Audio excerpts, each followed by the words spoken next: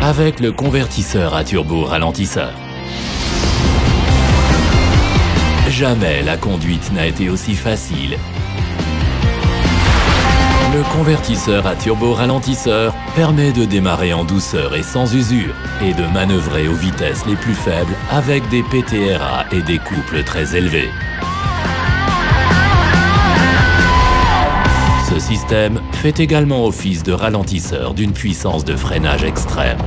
Le démarrage s'effectue systématiquement sur le mode hydraulique, le témoin dédié s'allumant alors sur le tableau de bord. Dès les bas régimes, le moteur délivre un couple important. Grâce au dispositif anti-recul, les démarrages en côte sont également un jeu d'enfant. Celui-ci évite tout recul intempestif du véhicule en pente. Il interagit avec le convertisseur à turbo ralentisseur pour ne desserrer le frein que lorsque la force de propulsion parvient à compenser les effets de la pente. Il suffit alors d'appuyer un peu plus fort sur l'accélérateur pour que le véhicule commence à gravir la côte. L'action du convertisseur à turbo ralentisseur peut être dosée avec une précision telle qu'il est possible de démarrer, même dans les conditions d'adhérence les plus précaires. A l'inverse, il suffit de relever légèrement le pied de l'accélérateur pour laisser glisser le véhicule de manière parfaitement contrôlée. Ainsi, il est possible de reculer avec une précision millimétrique tout en ayant la marche avant engagée. En mode manœuvre, le véhicule est mis en mouvement sans même devoir actionner l'accélérateur. Le convertisseur à turbo ralentisseur est pré-rempli d'huile et transmet ainsi un couple de démarrage constant. Il suffit alors de jouer de la pédale de frein pour positionner exactement le véhicule pour la manœuvre.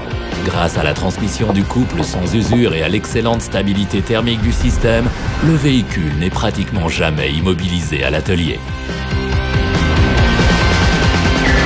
Après le démarrage, le convertisseur à turbo ralentisseur est vidé de son huile, ce qui entraîne l'extinction du voyant lumineux sur le tableau de bord. L'embrayage traditionnel à friction prend alors le relais pour transmettre le couple. La transmission de la force s'opère dorénavant par voie purement mécanique pour un rendement maximal de la chaîne cinématique.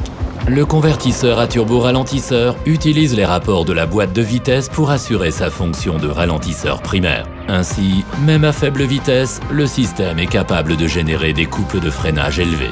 Pour activer le ralentisseur intégré, le conducteur utilise soit la pédale de frein, soit le levier multifonction à 5 niveaux. Lorsque le ralentisseur est activé, la roue de turbine est plaquée au frein de turbine sur le carter. De l'huile est envoyée entre les deux roues à aube avec pour effet de générer un couple de freinage au niveau de la roue de pompe. Le couple de freinage agit alors sur le véhicule via l'embrayage à friction fermée et la boîte de vitesse. Le convertisseur à turbo ralentisseur. Une conduite facilitée dans toutes les situations.